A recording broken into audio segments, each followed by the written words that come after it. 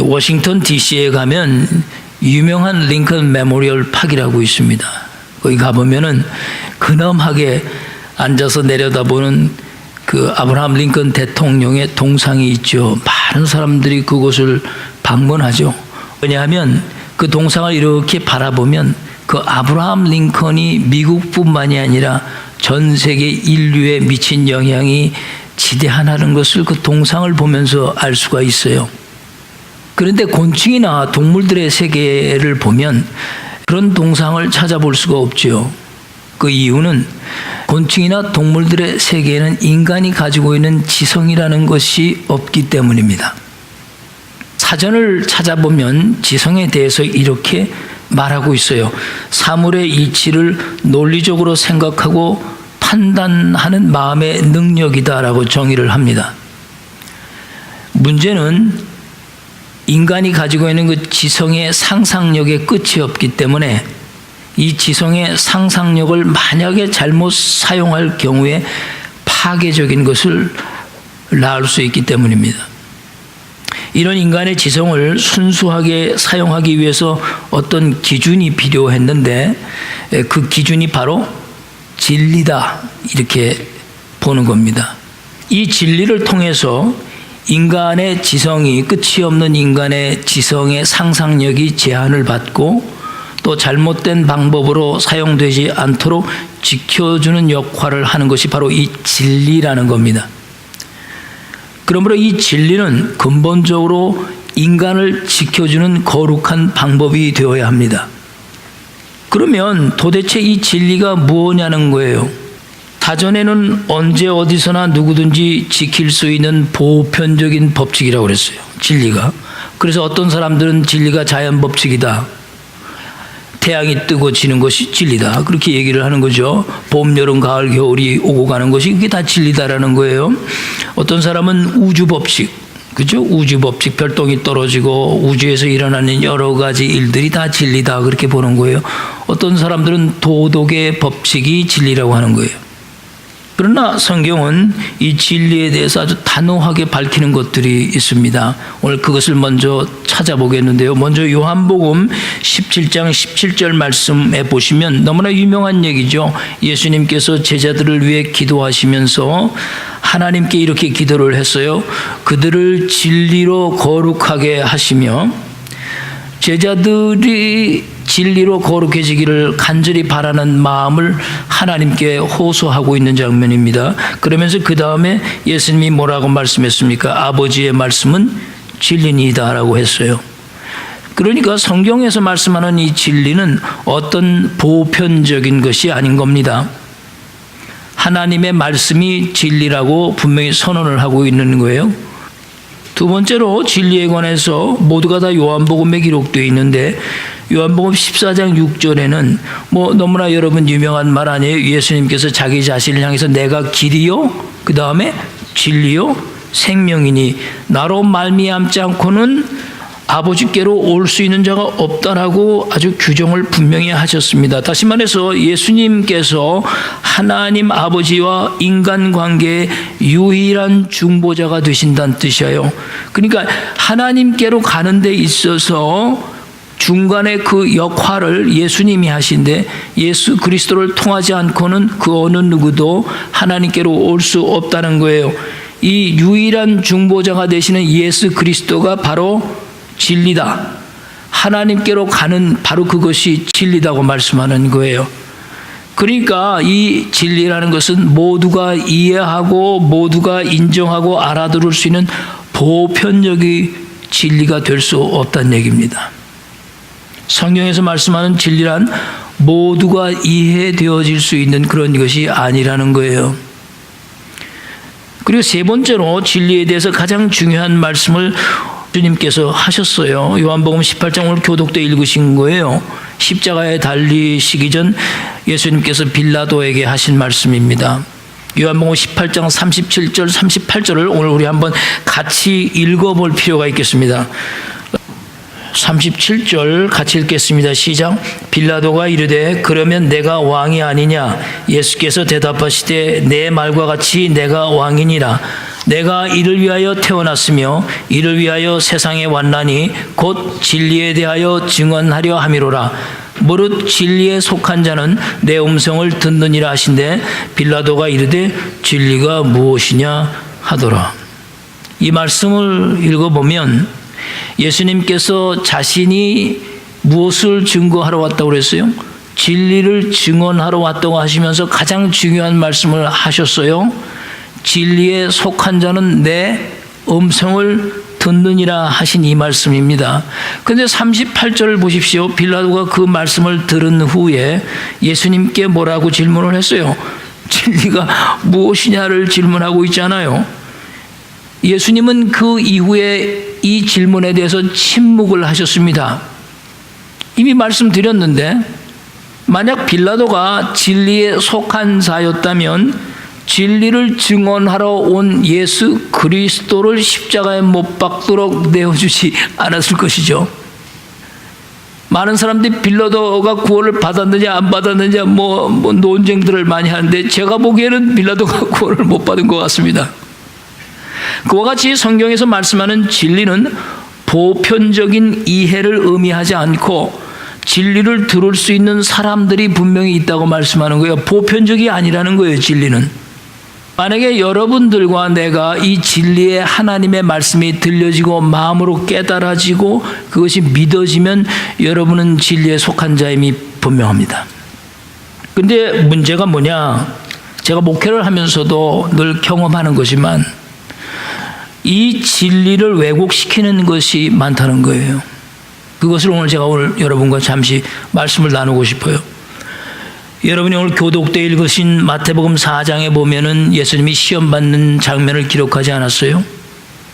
40일 동안 광야에서 금식하신 그 직후에 예수님이 마귀로부터 시험을 당한 말씀을 기록했는데 이 말씀이 진리와 인간의 생존의 관계를 다루고 있는 문제거든요. 마귀가 예수님을 진리에서 이탈시키기 위해서 던진 첫 번째 그 유혹이 무엇이었습니까? 내가 만일 하나님의 아들이거든 이 돌을 어떻게 하라고 그랬어요? 떡덩이가 되게 해보라 그랬거든요. 예수님께서 40일을 금식한 후에 줄이셨다고 그랬어요. 인간이셨기 때문에 당연하죠. 근데 마귀는 그 배가 줄인 예수님 앞에 와서 생존에 대한 유혹을 던진 겁니다. 이 중요한 거예요. 마귀가 예수님이 가지신 능력이 어떤 것인지 정말 몰라서 이런 유혹을 했겠어요? 아니죠. 예수님께서는 가나 혼인잔치에서 물로 포도주를 만드실 수 있는 놀라운 능력을 가지신 분입니다. 물고기 2마리와 보리떡 5개로 5,000명을 먹이시고도 12광주리가 남게 하신 분이거든요. 하물며 이 돌 하나로 떡을 만드실 능력이 없으셨겠느냐?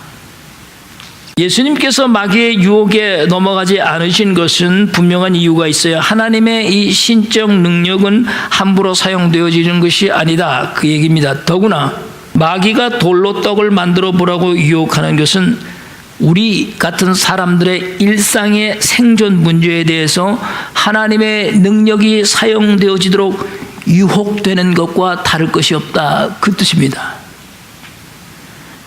주님께서 할 수가 없어서 안 하신 것이 아니라 하지 말아야 하는 것이기 때문에 돌을 떡으로 만들지 않으신 것입니다. 중요한 것은 이 진리의 문제를 다루는 데 있어서 생존의 문제가 개입되면 중요한 겁니다. 진리가 마치 생존을 위해서 존재되어야 하는 것처럼 변질되는 거예요. 사실 그렇게 되어 왔습니다. 그러나 진리는 생존을 위한 것이 아닙니다. 진리는 생명에 관한 것입니다. 생존과 생명은 같은 것 같지만 완전히 달라요. 생존의 문제는 여러분과 내가 해결할 수 있는 문제지만 생명의 문제는 여러분과 내가 해결할 수 없는 문제입니다. 마귀는 교묘하게 진리의 바탕인 이 생명을 생존의 문제로 돌리려고 유혹을 하는 거죠. 항상 그래요, 마귀는. 그랬더니 예수님께서 하신 말씀이 무엇이었어요? 사람이 떡으로만 살 것이 아니요 뭐라고 그랬어요? 하나님의 입으로 나오는 모든 말씀으로 살 것이라. 오늘 여러분 신명기 오늘 봉독 본문 말씀에 있었던 그 말씀을 그대로 하신 겁니다. 예수님께서 정확하게 생존의 문제보다 생명의 문제가 더 중요하다는 것을 밝히시면서 하나님의 말씀인 진리가 생존 때문에 존재하는 그런 것이 아니라 생명 때문에 있는 것이다, 이렇게 말씀하는 거예요. 여러분과 내가 가지고 있는 이 육신은 빵이 필요해요. 비타민이 필요하고 프로테인이 필요하죠. 하나님께서 주신 하나님의 영은 빵이 필요한 게 아니고 바로 생명의 말씀이 필요하다, 이렇게 말씀하는 겁니다. 이런 생명이 아닌 생존에 관한 마귀의 유혹은 여러분과 내가 이 세상을 마치는 그날까지 여러분과 나를 계속 유혹할 것입니다. 여러분은 정말 어떠십니까? 그런 유혹 받지 않고 사십니까? 우리들은 날마다 생존의 문제와 싸워야 돼요. 그러니까 생존을 위해서 싸워야 되느냐, 생명의 문제를 바라보아야 하는 굉장히 중요한 이슈가 될 수밖에 없습니다. 나는 여러분 모두가 진리가 되신 영원한 생명을 바라보며 살 수 있는 성도들 되시기를 간절히 축복드립니다. 예. 여러분과 내가 예수를 믿고 오늘 이렇게 예배를 드리고 찬양을 드리고 우리가 간절히 기도하고 진리 되신 하나님의 말씀을 배우고 또 서로 섬기고 하는 이 모든 것은 생존을 위한 것이 절대 아닙니다. 바로 영원한 생명을 위한 것이기 때문입니다. 이 진리라는 것은 거룩하신 생명의 말씀이며 영원한 생명과 떨어질 수 없는 관계를 맺고 있다는 사실을 우리는 잊지 말아야 합니다. 여러분과 내가 가지고 있는 이 지성, 이 생각하고 판단할 수 있는 이 지성이 생명의 말씀인 진리의 제한을 받고 인도를 받아야만 합니다.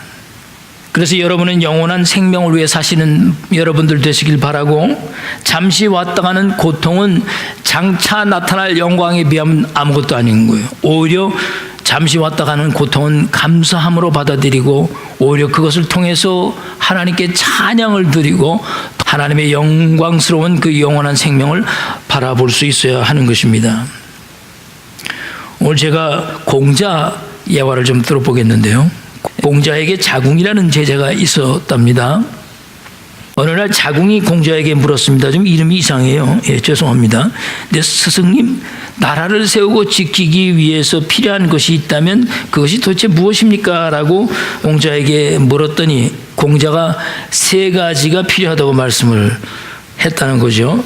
첫째, 족병이다. 족병. 풍족할 족자에 병사 병자. 다시 말하면 나라를 지키고 세우려면 충분한 병력이 있어야 한다, 그 뜻이에요. 숫자, 사람 숫자, 머리 숫자가 많아야 된다 이거죠. 싸울 수 있는 사람의 숫자가. 둘째는 족식이다 그래서 족식. 풍족할 족에 먹을 식자. 그러니까 다시 말하면 풍족한 식량이 있어야 나라를 세울 수도 있고 지킬 수도 있다는 겁니다. 먹을 식량이 없이 나라를 지킬 수가 없다는 뜻이죠. 3번째로 공자가 얘기한 게 민신이다 그랬어요. 민신. 다시 말해서 백성 민자에 믿음 신자라고 했어요. 백성들에게 믿음이 있어야 나라도 세워지고 지켜진다는 거예요. 나라를 세우고 지키려면 그 나라의 백성들이 그 나라에 대한 믿음이 있어야 가능하다, 그렇게 말을 했다는 거죠. 그랬더니 이 자궁이 공자에게 다시 물었어요. 그랬더니 공자님, 그 3가지 중에서 만약 하나를 포기해야 한다면 어떤 것을 포기하시겠습니까? 그랬더니 공자가 족병을 포기해라. numbers 포기해라 이거죠. 나라를 지키는데 병력이 없어도 나라는 지켜진다는 거예요. 자궁이 다시 물었습니다. 그러면 둘 중에 하나를 더 포기하라면 마지막 하나를 뭘 남게 하겠습니까? 공자가 2번째로 포기할 것을 족식이라고 그랬습니다. 족식을 포기해라. 그럼 마지막 남은 건 뭐죠? 민신이라는 거예요. 백성들의 믿음이라는 겁니다. 나라를 세우고 지키는 데 있어서 가장 중요한 것은 이 나라에 대한 믿음이라는 겁니다. 믿음. 이 믿음이 없으면 결국 나라는 백성의 수가 아무리 많고 아무리 많은 풍족한 먹을 것을 가지고 있다고 하더라도 무너질 것이란 얘기예요. 성경이 말씀한 것이 아니라 공자가 얘기한 겁니다. 여러분, 공자가. 오늘 신명기 본문 8장 3절에도 말씀하시기를 사람은 떡으로만 살 것이 아니요 여호와의 입으로 나오는 모든 말씀으로 사는 줄을 내가 너희에게 알게 하려 함이라 그랬어요. 마태복음 4장 4절도 이 말씀에서 우리 예수님이 그대로 메모라이즈 하신 내용이죠. 하나님의 백성이 족식으로 사는 것이 아니라 하나님의 진리의 말씀으로 산다고 선포하신 거예요, 이스라엘 백성들에게. 마지막 부분에 내가 알게 하려 하심이라라는 이 말씀은 하나님께서 도대체 무엇을 어떻게 이스라엘 백성에게 도대체 이걸 알게 하셨느냐는 거예요. 2절과 4절 말씀을 보시면 신명기 8장 하나님이 알게 하시기 위해서 이스라엘 백성들을 40년 동안 어디다 밀어넣으셨죠? 광야에다가 밀어넣으셨다는 거예요. 그렇게 하시는 이유는 너를 낮추시며 너를 시험하사 내 마음이 어떠한지 그 하나님의 말씀을 지키는지 아니면 지키지 않는지 알고 싶다. 그래서 너를 40년 동안 광야에다 던져넣었다라는 거예요. 나는 이 말씀을 지난 2주 동안에 너무 절실히 깨닫는 거예요. 하나님이 이 각박한 고통의 시간에 나를 던져 넣으신 것은 정말 내가 하나님을 의지하고 있는지, 하나님을 바라보고 있는지, 그걸 시험하시는 것을 느꼈어요, 제가. 여러분들도 똑같은 경우가 있을 것입니다. 이스라엘 백성들에게 긴 40년의 광야 생활 동안 먹을 것이 없다고 불평했어요. 그래서 하나님께서 이스라엘 백성들을 위해서 하늘에서 문을 여시고 내려주신 것이 무엇이었죠? 만나였습니다, 만나. 그렇게 하신 이유는 하나님의 백성들은 땅에 있는 것들, 족식을 통해서 살아가는 게 아니고 하늘에서부터 내려오는 양식을 통해서 산다는 것을 보여주시는 것이죠. 하늘에서 내려온 만나를 먹고 살았더니 어떤 결과가 나왔습니까? 4절 말씀에 말씀하시기를 40년 동안에 내 의복이 헤어지지 아니하였고 내 발이 부르트지 아니하였다. 그렇게 말씀했어요.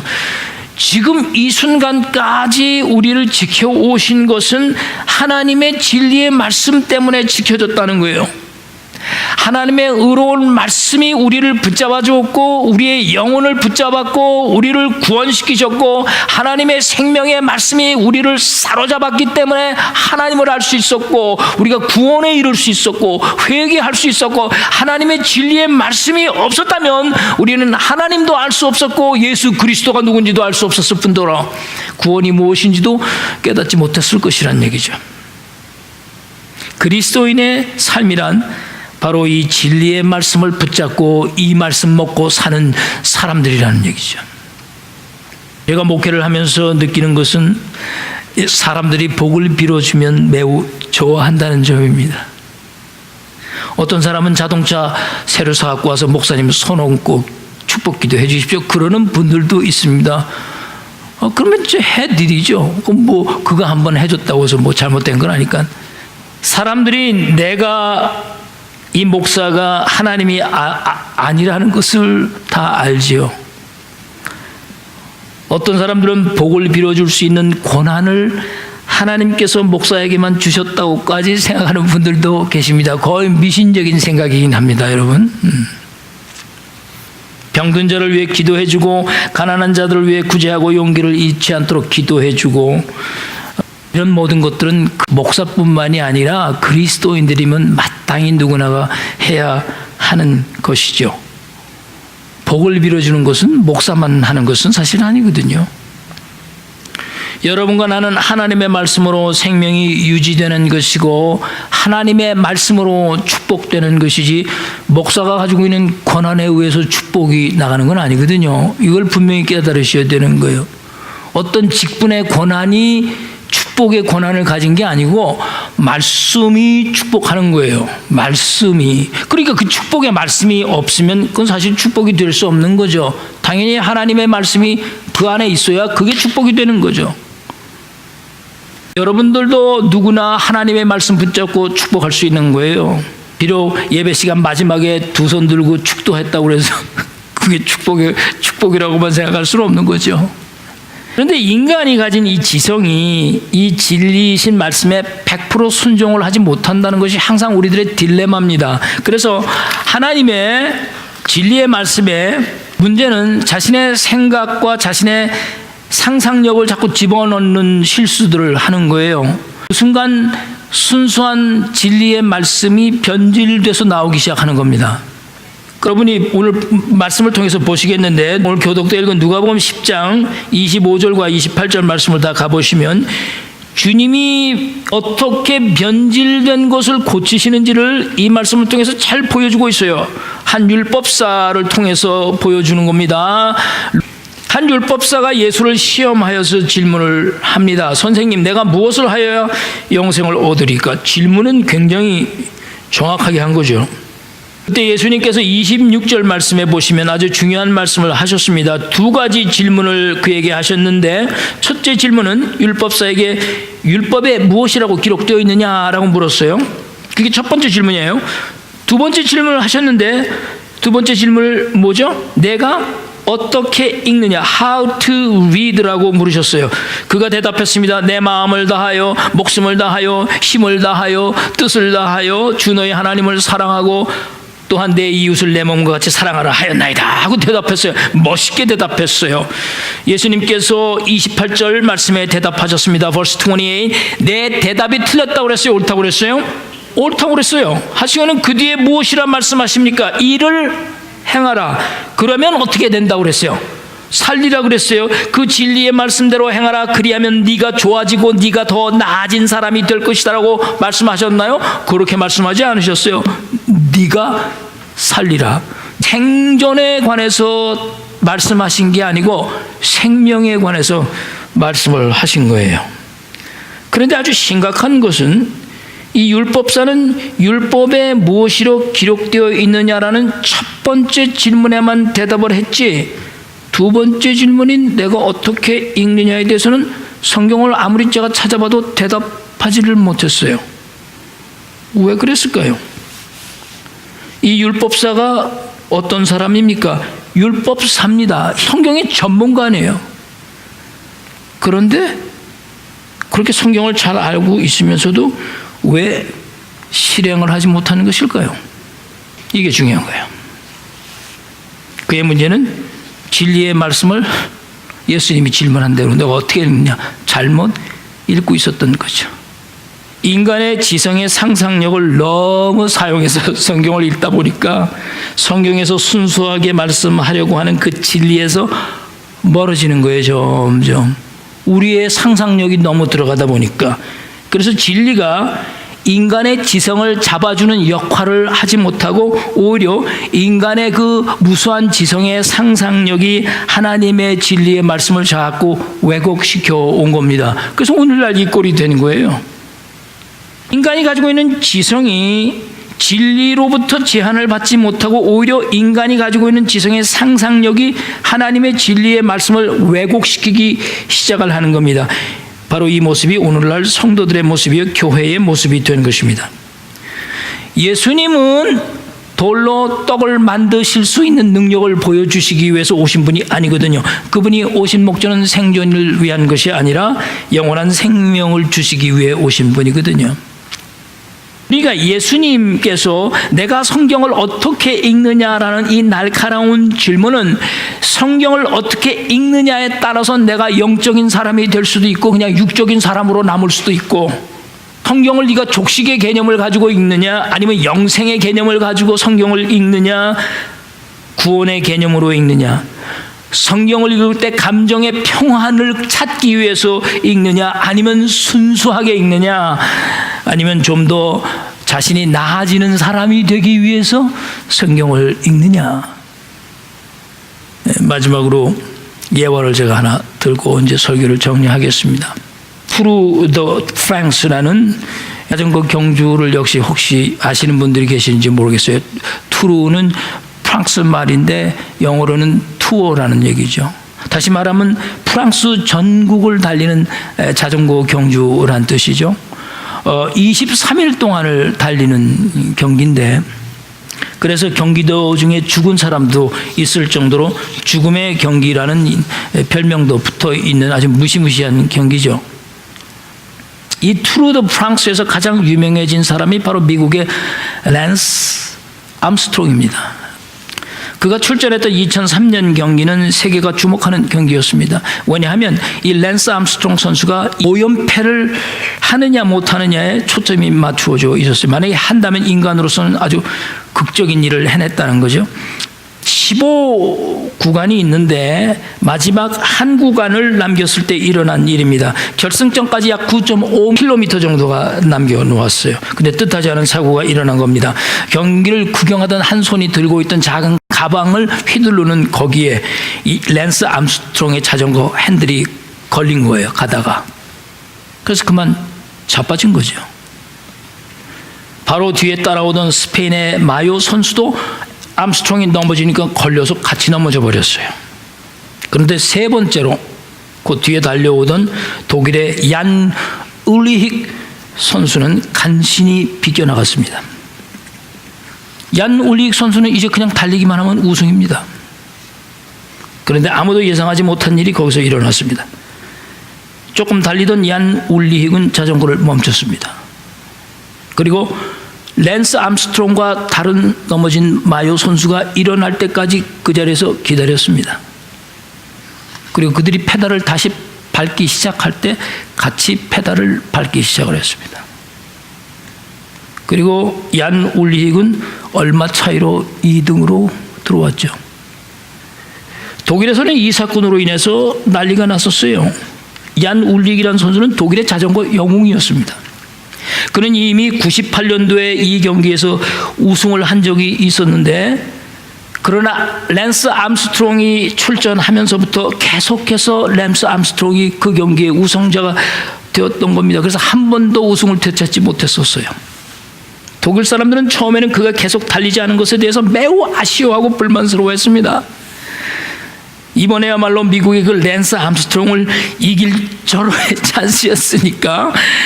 그러나 이 사건은 이 시대의 스포츠 역사상 가장 멋있고 순수한 정신으로 지금까지 기록이 되고 있습니다. 근데 그 얀 울리히 선수가 기자들에게 이런 말을 했습니다. 왜 섰느냐라고 물어봤죠. 왜 섰느냐? 그냥 달리지 않고 왜 섰느냐? 그랬더니 이렇게 얘기했어요. 나는 다른 사람의 실수로 인해서 우승하고 싶지 않았습니다. 얼마나 멋있는 말이에요. 저는 내 실력으로 우승하고 싶었습니다. 다른 사람이 실수한 것으로 내가 대신 우승의 자리에 앉는 것은 너무 부끄럽습니다. 그 얘기죠. 지금 이 말이 무슨 말이냐 하면 fair play. I like the fair play. 내 실력으로 이기겠다. 얼마나 순수한 마음입니까? 바탕이 이렇게 순수해야 되는 거예요. 바탕이. 이런 순수한 바탕이 없는 사람은 그냥 달리는 거죠. 그 사람이 넘어졌든지 안 넘어졌든지 This is my good opportunity to win the race. 지금 제가 말씀드리고자 하는 이 진리가 바로 이런 순수함과도 같다. 그 뜻을 말씀하는 겁니다. 진리 대신 하나님의 말씀은 이렇게 순수한 마음을 가지고 읽어야만 돼요. 1등만을 목표로 하면 순수히 읽어야 하는 하나님의 말씀에 생존의 문제가 개입되기 시작하는 겁니다. 불순물이 하나 둘씩 들어오기 시작하는 거예요. 그래서 족식의 문제가 생기고 족병의 문제가 생기고 족금이 되고 족돈이 되고 이게 다 불순물들이 들어오는 거예요. 그 개념으로 보면. 하물며 예수를 믿지 않는 공자도 그렇게 모았는데 예수 그리스도를 믿는 우리는 어떠해야 하겠느냐는 거죠. 진리는 여러분과 나를 어떤 어려운 상황에서도 그리스도 예수 안에 있는 순수한 믿음으로 그 모든 상황을 극복하도록 인도하십니다. 그 상황을 없애는 것이 아니고 어떤 상황이든지 그 상황을 극복하도록 우리를 이끌어 주시는 거예요. 그 방법은 주님의 기적의 능력을 바라고 무릎 꿇고 기도에 매달리는 것이 아니라 고통과 환난 속에서도 어려움 속에서도 하나님 나라의 영원한 생명을 순수하게 바라보면서 기도하시게 하는 능력이 있는 것입니다. 하나님께서 여러분과 나에게 육신의 고통을 주실 때나 아픔을 주실 때나 우리의 상황을 좀 어렵게 할 때는 여러분의 믿음을 시험하고 계신지도 모릅니다. 정말로 여러분과 내가 하나님을 의지하고 있는지, 아니면 족병과 족식의 문제, 생존의 문제에 끌려서 영원한 생명을 바라보지 못하고 있는 것이 아닌지, 그것을 우리에게 시험하고 계신지도 모르는 겁니다. 생존을 위해 매달리지 말고 영원한 생명을 바라보시면서 나아가시는 성도들 되시기를 주의 이름으로 축원드립니다. 우리 기도하십시다.